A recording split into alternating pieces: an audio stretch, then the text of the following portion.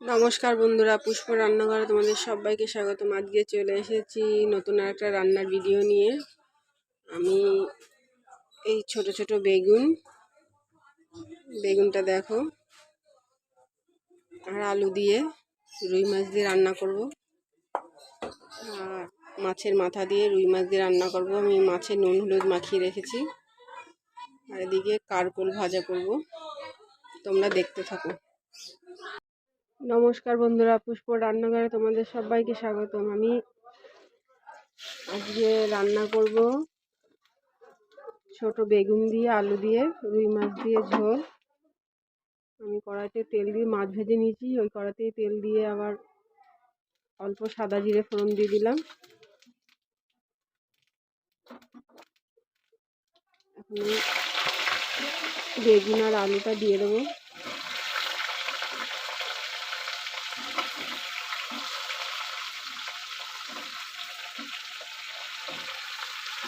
এবার সুন্দর করে লাল লাল করে ভেজে নেব। তোমরা দেখতে থাকো। স্বাদ মতো লবণ দিয়ে দেবো,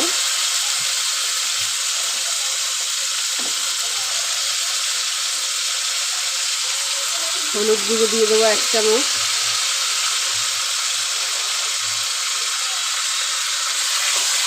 আমি ভালো করে ভেজে নেব। একদম হালকা রান্না, আমি আর কোনো মশলা দেবো না, শুধু নামানোর সময় একটু ভাজা জিরে গুঁড়ো দেবো।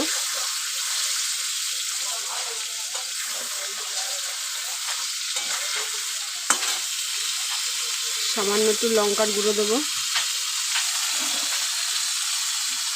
চামচ লঙ্কার গুঁড়ো দিয়ে দিলাম। দিয়ে আমি এটাকে ভালো করে ভেজে নেব। অনেকে এটাকে তেল বেগুন বলে থাকে, আবার অনেকে মাছের ঝোল বলে থাকে, যে যেটা বলে।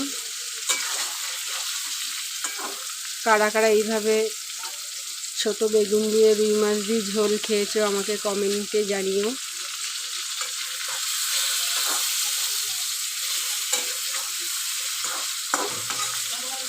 আর তোমাদের যদি ভালো লেগে থাকে তাহলে লাইক করো, শেয়ার করো, সাবস্ক্রাইব করো। এবার আমি সামান্য জল দিয়ে দেবো।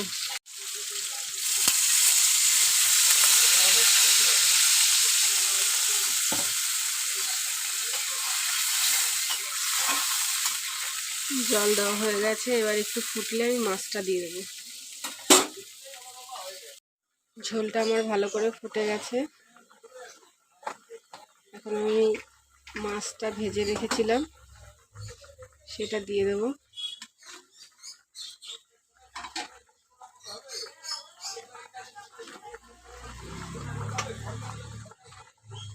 এক চামচ জিরের গুঁড়ো দিয়ে দেবো।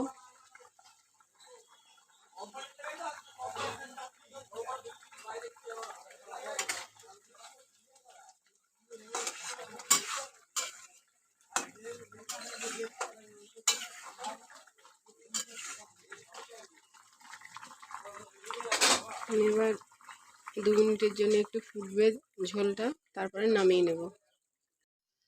হয়ে গেছে আমার তেল বেগুনের রুই মাছ দিয়ে ঝোল।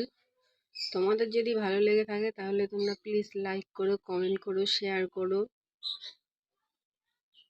আজকের মতো টাটা।